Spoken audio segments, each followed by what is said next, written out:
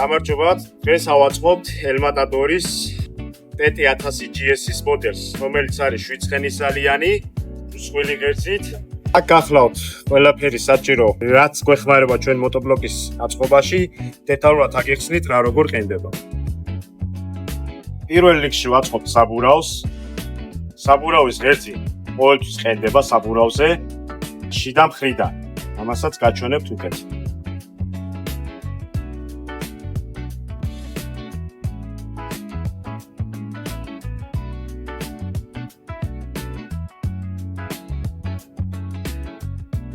საბურავი ავაწყეთ, სანამ საბურავს დავაყენებთ მოტობლოკზე, აუცილებელია დავაყენოთ ჩვენი ღერძის ფიქსატორი, ეს გადის აქეთ იქით და რომ არიაროს, აქვს თავისი ესეთი სპეციალური სამაგრი, რომელიც ყენდება ასე.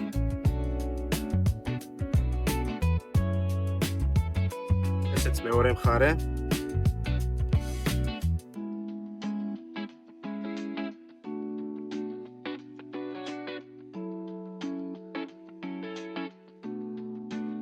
ჩვენს ღერძზე ფიქსატორები დაყენებული არის. ეხლა უნდა დავაყენოთ საბურავები, უბრალოდ სანამ საბურავებს დავაყენებთ, დაგიხსნით სწორი მიმართულებით დაყენების პრინციპს. აი ეს საბურავის შორები უნდა იყურებოდეს ყოველთვის წინ. ესე არის საბურავის სწორად.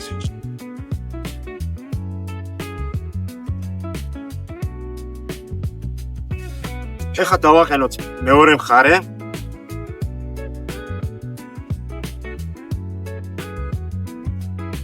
საბურავები დაყენებული არის.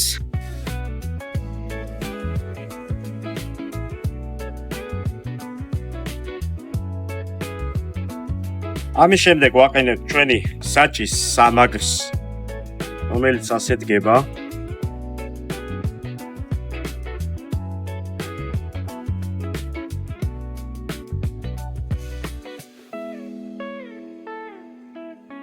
შემდეგ აუცილებელია რა თქმა უნდა ჩვენი მოტობლოკის რული დავაყენოთ.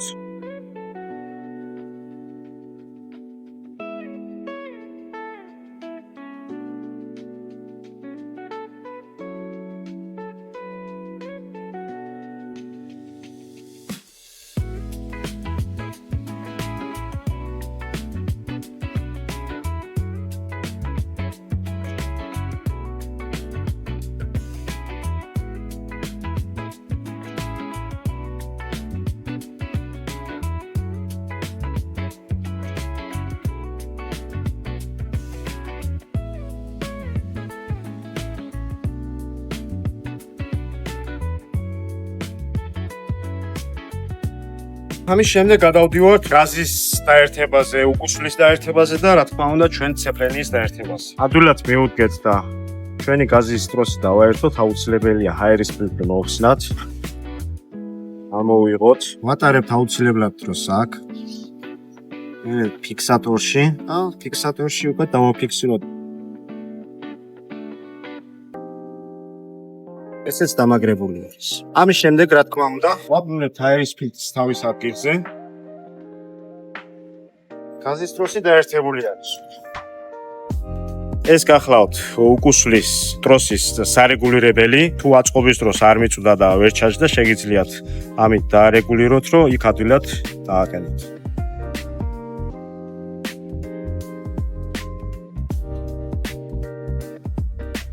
უკუსლა დაყენებულია. ეხლა დავაყენოთ გადაბმულობა. ეს გახლავთ გადაბმულობა, რომელიც ყენდება ასე. ეს უნდა ჩავიყვანოთ აუცილებლად ბოლომდე ჩავუჭიროთ.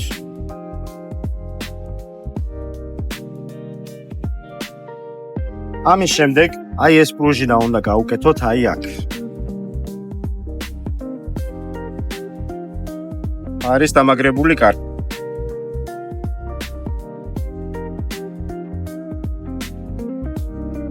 დავაყენოთ კრილოს სამაგრი ფეხი.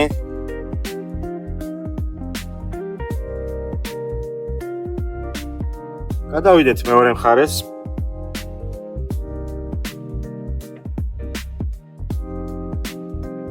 ჩვენი კრილოს წინა სამაგრები დაყენებულია, ეხლა დავაყენოთ უკანა სამაგრი. დავაყენოთ უკანა კრილოს სამაგრი ფეხი, რომელიც ყენდება ასე.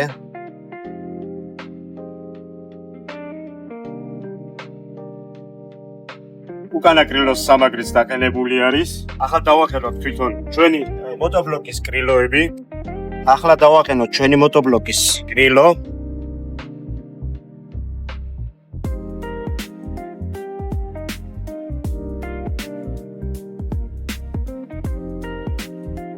მოვარგოთ მეორე კრილოც და ამის შემდეგ გადავუჭიროთ.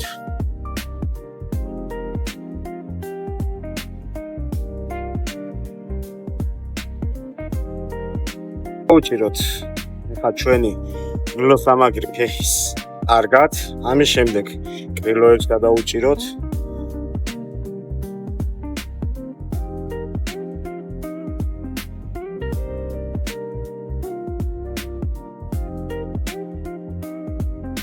დავაყენოთ ჩვენი motoblokis ჩამქრობი, რომელიც არის ხილაკზე და ყენდება ამ ადგილას. ხოლო რაც შეეხება ეს კაბელები ჩამქრობის, ყენდება უშუალოდ ძრავთან და განახერხებად. რაც შეეხება ჩამქრობის შავ კაბელს, ეს აუცილებლად უნდა დავაერთოთ აი აქ.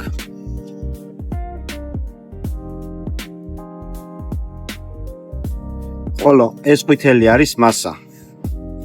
სადმე უნდა დავაყენოთ კორპუსზე, ამ შემთხვევაში მე ვაყენებ აქ. ჩვენი ჩამქრობიც დაყენებული არის. გაგვჭირდა რამოდენიმე დეტალი motoblokis სრულად ასაწყობს.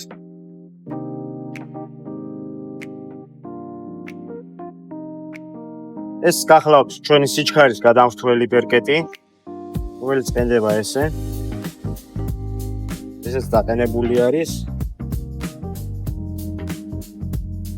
დავაყენოთ ჩვენი motoblokis ლომის სამაგრი, რომელიც ყენდება ასე. სამელის ჩასამელი ჩარჩო. შემდეგ დავაყენოთ თვითონ ლომი და დაგვჭირდა ბოლო დეტალი motoblokis სრულად აწყობისთვის. ეს გახლავთ მინი საბარგული, რომელიც ყენდება აქ.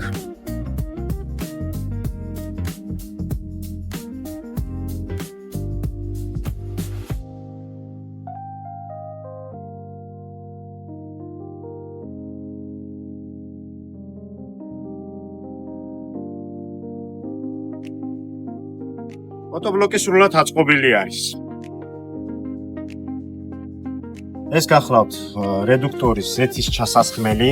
აქ მიდის 80-90 ზეთი ლიტრა და 800. ხოლო რედუქტორიდან ზეთის გამოსაშვები გახლავთ აი ეს.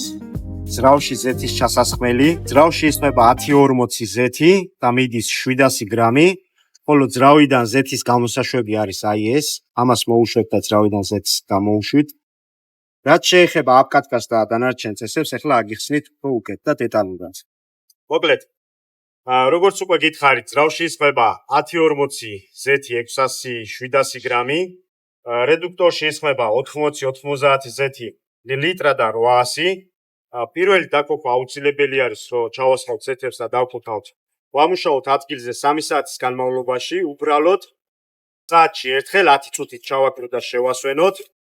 ხოლო ბოლო ჩაქრობას რო ჩავაკროთ, დავაცავდოთ motoblokis ძრავი გაგრილდეს, ამის შემდეგ გამოუშვათ ძრავი და ზეთი და ჩავასხათ ახალი.